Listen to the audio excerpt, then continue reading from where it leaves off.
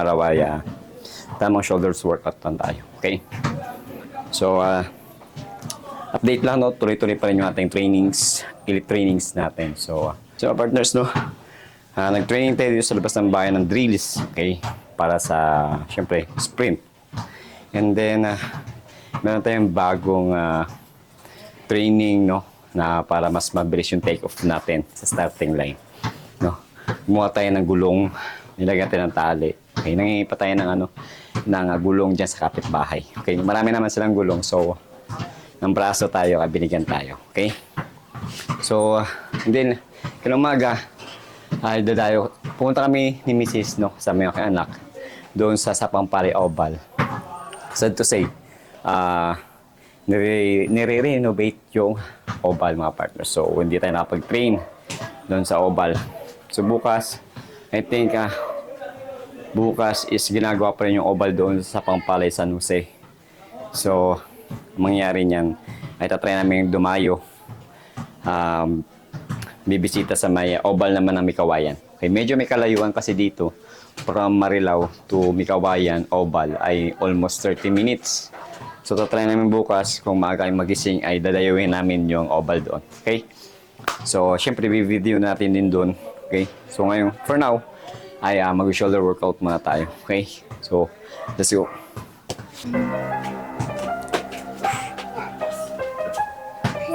Papa, that's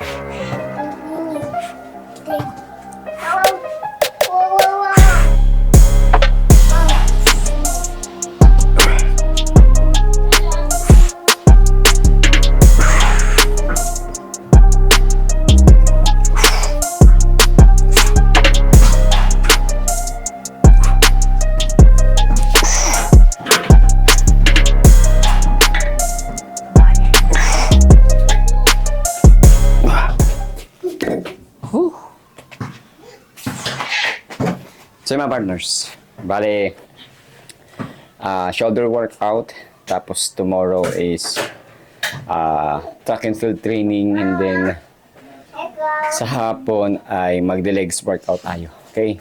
So, this is for preparation for track and field, no? Sa darating na National Sports Fest ng BGAP. So, abang-abang nyo lang yung ating mga exercises na ginagawa. Okay?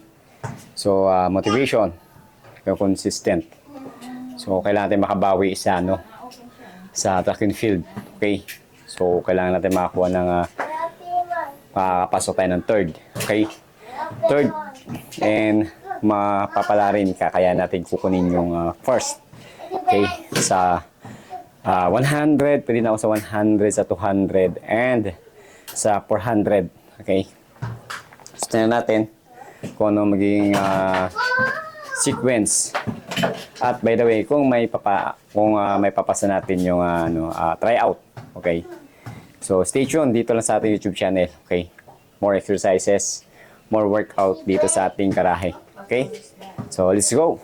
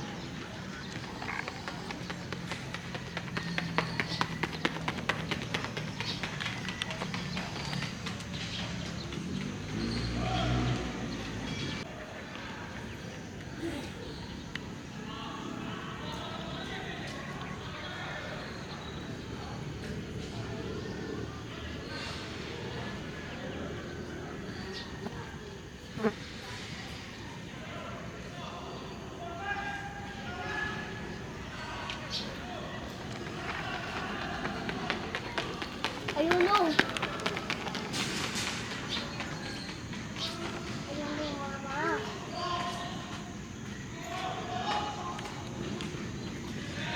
So, good day mga partners, no? So, ayun, panoodin nyo yung ating trainings, no? kanina sa Mikawayan o Mikawayan Oval dahil I think until now hindi pa tapos yun sa Pampalay San Jose Oval. Okay? So, goods naman yung training natin sa track and field. No? And then, this is my elite training, mga partners. Pinagasabay natin yung weights natin dito sa bahay. And syempre, nagte-training tayo ng track and field. And syempre, mga partners, no, iba yung ating body condition pag ganito yung ating training. Okay? So, marami tayong nababurns na calories. Okay? So, sa mga curious, no, iba po ang body conditions ng more on weights, no, less cardio, okay, kaysa sa nagta-track and field, no, sprint, long run, no, dahil iba yung percentage na nababurn na calories, no. So magkaibang body conditions nun, okay? So in the few days, no, body check ulit tayo kung ano yung na-achieve natin sa ating weights dito sa ating garahe, and syempre yung training natin sa track and field. Okay, so pag-usapan natin mga partners yung regarding sa condition natin sa takbo. Okay, so ang kagandahan mga partners kapag binvideo mo yung training, no, kanina may napansin ako na may problema doon sa aking movement, no, pagdating sa sprint. Okay, so ang problema, hindi naman problema yung speed. Okay, nandun yung speed, nandun yung palo ng paa, no, conditions ng paa, nandun din yung ating magandang breathing, no, hangin. So napansin ko doon mga partners, na video natin yung is hindi nasunod yung drills natin. Okay? So sa napapanood ko sa mga pro nating athletes, no, is yung takbo nila is nasusunod yung drills, yung nakanihay. Yan, nakanihay. So yun ang hindi ko nakukontrol mga partners sa takbo ko, no, which is, no, yung speed nandun. Okay? But nasisira yung movement ng aking takbo. Okay? Dahil nga hindi ko nakukontrol, basta palo lang ng palo, takbo lang ng takbo. Yung knee high. Okay? Yung knee high, maganda kasi tignan pagka naka-knee high. Okay? Maganda yung distance ng hakbang ng mga paa. Okay? So yun kasi napansin ko, no, ni-review ko sa mga international pro track and field sprinter na talagang naka-knee high, no? Na napa-front nila yung tuhod nila, no? Mapantay doon, no? Kung sa guhit na ito, yung tuhod, no, mapantay dito sa bipod, sipa, takbo. So sa akin kasi more on na movement, no, naka-forward yung katawan ko. And then ito, maganda naman yung palo, no, pero hindi siya naka-knee-high. Okay, hindi siya naka-knee-high sa takbo. Kaya maganda yung take off natin sa starting line. Pero pagdating sa 50 meters, no, syempre hindi naka-knee-high, no, hindi naka-knee-high. So I think hindi siya nakagitna, no. Basta mas mabilis lang yung palo ng pa, pero hindi siya naka-knee-high.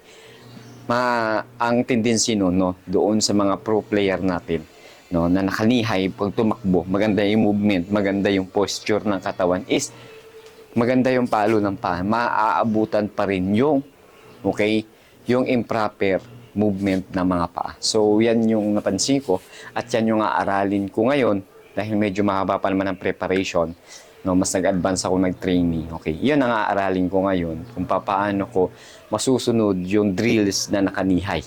Okay? So ang takbo kasi pag sprinter, di ba, naka-knee-high talaga. Okay? Pointing toe. Okay? Yun ang magandang movement. Okay? So ngayon, yan ang problema ko ngayon na susolusyonan natin. Okay? In the next day, aaralin ko siya na naka-knee-high na sprint. Okay? I think unahin natin sa first 20 meters, second 30 meters, hanggang sa sunod natin yung naka-knee-high. Okay, yun yung problema ko sa movement ng lower body natin. Oh, yung mga paa natin. So, kailangan talaga naka-knee-high ako pag tumatakbo. Okay? Dahil, syempre, Kasi na doon, no, kaya nga tayo nagtitraining is para masunod yung mga basic moves, basic drills, no. So yan napansin ko, kaya akala mo pagdating sa 50 to 60, mabilis ka pa rin pero yung palo ng paa mo is mababa yung movement, no? Mababa yung movement niya. So wala na doon yung power, yung speed. Okay? Sa take off ka lang mas mabilis pero pagdating sa 60, 50 to 60, wala na yung speed at yung magandang movement ng mga binti natin. Okay? So yun ang sosolusyonan ko this week in this month, no? March, patapos ng March, April, no? Buong April yan ang aralin ko. Okay? Para ma-adapt natin yung nakanihay na pagtumakbo. Okay? So, yan ang hilig natin, yung kinakahiligan natin, yung isang track in the field, and then, itong weights natin dito sa bahay. Okay? Para doon sa mga aspirant applicant natin, no? At syempre, para doon sa mga fitness lovers natin, fitness addicts natin dyan, no? Subaybayan nyo lang yung ating YouTube channel, semi-documents natin yung ating training, okay? Until the final result sa main event, sa events, okay? So, I think wala pa namang announce yung ating BJMP headquarters, national headquarters, kung kailan ng proper, no, ng opening or ng start ng training, okay, ng track ng BJMP Sports First National, okay? Kung I think kung hindi man, kung wala man ngayon, no, kasi nangyayari kasi minsan yan na napopostpone, na ni-schedule next year ulit, no? This year wala, next year meron, okay? But kaganda naman yan kung hindi man matuloy, at least mas mahaba yung preparation natin, mas mahaba yung mag-adapt natin yung training natin sa drills. Okay? Mas maganda yun. Okay? So, yun lamang mga partners, nag-update lamang tayo. Siyempre, gusto ko lang kayo ma-motivate sa mga physical exercises na ginagawa natin dito. Okay? Sa ating YouTube channel. And then, para doon sa mga spare applicant na kay patuloy na nanonood sa ating tips at gabay patungkol sa proseso sa pag-a-apply, ay panoorin lang ninyo, no? Almost complete naman na yung ating mga video patungkol sa process ng pag-apply. Okay? And maging inquiry lang kayo, magtanong lang kayo doon sa comment section ng video na yun. Agad-agad naman natin nire-reply ng inyong inquiry. Okay? So good luck sa ating mga aspirant applicant na patuloy na lumalaban, no? Hanggang sa makaabot sa finalist, hanggang sa take-home. Okay? So, ano ba? So, abang-abangan ninyo yung ating susolusyon ng problema sa ating movement ng ating paa. Okay? Sana ma-adapt natin yung mga drills na ginagawa natin. Okay? So, nagwawala yung ating B-boy. Hanggang dito lamang po. At lagi ko sinasabi, always think positive sa lahat ng bagay. Okay? And maging mabuting tao sa kapwa. Okay? Baka yung kapwa na in the future ay makatulong sa inyo. Okay? And hanggang dito lamang. Lagi ko sinasabi. Saludo.